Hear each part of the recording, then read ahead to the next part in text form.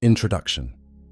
Welcome to this summary of Viktor Frankl's Man's Search for Meaning, a profound book that dives into the heart of what gives life purpose, even in the most extreme situations.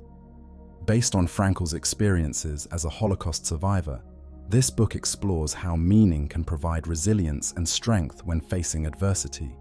Through his insights and the therapy method he developed, called Logotherapy, Frankl shows that finding purpose is essential to living a fulfilling life.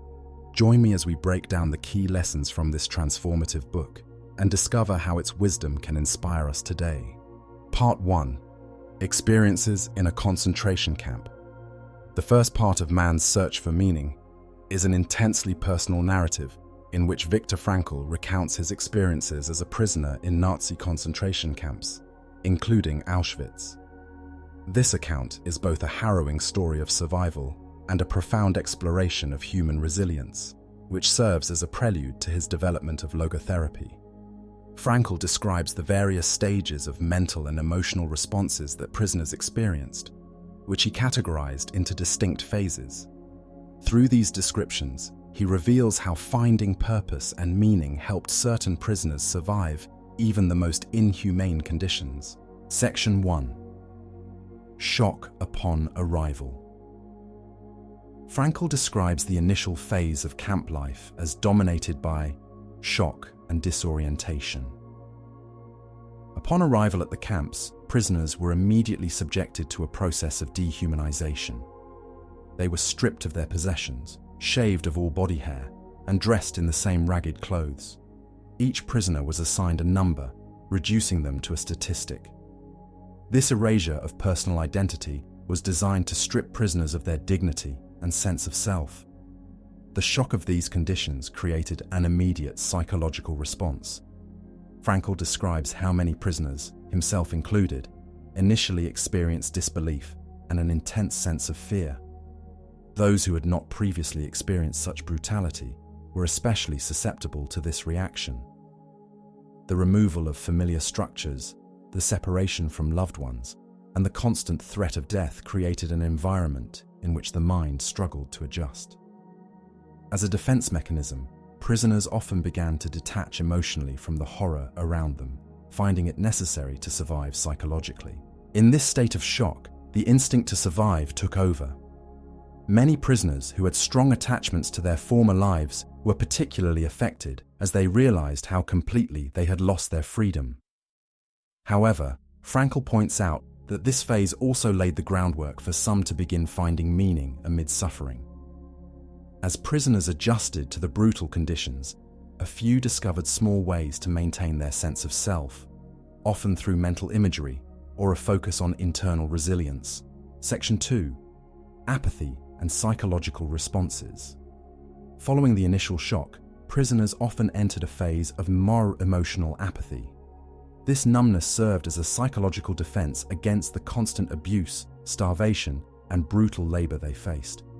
Frankl explains that, over time, prisoners became indifferent to the daily horrors around them, viewing death, starvation, and suffering as ordinary parts of camp life. This apathy allowed them to detach from the pain and horror, preserving their mental energy for survival. This emotional detachment was crucial because it allowed prisoners to endure without becoming overwhelmed by despair. Frankl recounts how prisoners would watch their companions suffer and die without much emotional reaction.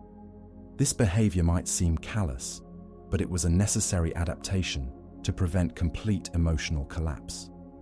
This state of apathy also had a protective effect, shielding prisoners from the shock and despair that would otherwise paralyze them in an environment that offered no relief. However, even amid this apathy, Frankl observed moments of profound humanity. Some prisoners, despite their numbed state, would share a piece of bread or offer a comforting word to a fellow prisoner. These acts of kindness were rare but deeply meaningful. They represented a spark of dignity and compassion that resisted the dehumanizing environment of the camps. Frankl interpreted these small gestures as evidence of an enduring inner strength and a sense of purpose that some prisoners were able to maintain. Section 3. finding meaning amid suffering. A key theme in Frankl's narrative is the harsh pursuit of meaning even in suffering. He observed that prisoners who found purpose, whether through thoughts of loved ones, religious faith, or a commitment to bearing witness to their suffering, tended to survive longer. Frankl came to believe that meaning is not a luxury, but a necessity for human survival, even in the harshest of conditions. He recounts that those who lost all sense of purpose and succumbed to despair were often the first to die. Frankl's own experiences offer a poignant example. He found comfort in memories of his wife, envisioning conversations with her and imagining her presence as a source of strength. Despite the fact that he had no knowledge of her whereabouts, or even if she was still alive, these memories provided him with a sense of purpose. Frankl's reflections on love became a central element of his philosophy. He believed that love is a powerful force that can sustain individuals even in the face of unimaginable suffering. In addition to personal memories, some prisoners found purpose through small acts of resistance, such as maintaining their personal hygiene as best they could, or helping fellow prisoners. Others clung to their professional identities or imagined a future where they would bear witness to the horrors they had endured. Frankl concluded that suffering, when faced with the right attitude, can become a source of meaning.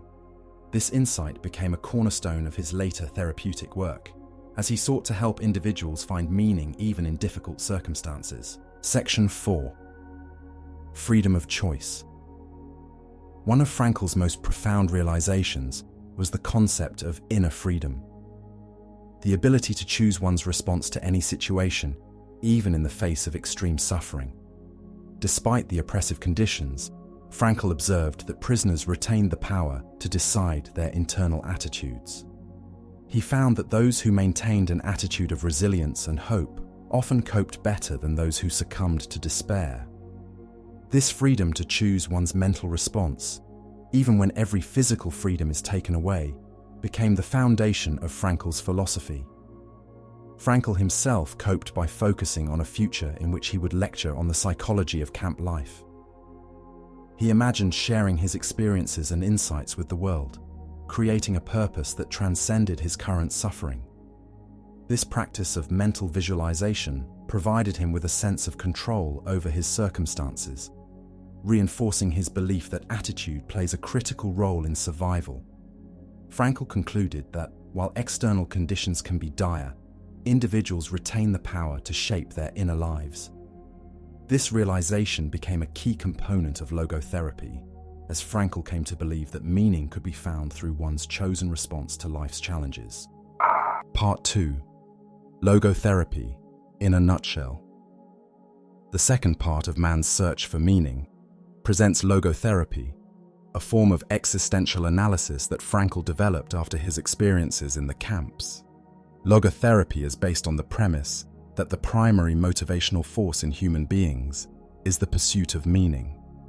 Unlike traditional psychoanalysis, which emphasizes introspection and the uncovering of past traumas, logotherapy focuses on helping individuals identify and pursue meaningful goals. Section 1. The will to meaning. Central to logotherapy is the concept of the will to meaning, the idea that humans are driven by a need to find purpose and significance in their lives. This theory stands in contrast to Freud's will to pleasure and Adler's will to power. Frankl argues that the search for meaning is a fundamental aspect of human existence, and that people find fulfillment not through pleasure or power, but by engaging with meaningful goals. Frankl's belief in the will to meaning is grounded in his observations from the camps. He saw that prisoners who found a sense of purpose, even in small tasks or memories, were better able to survive than those who focused solely on immediate needs.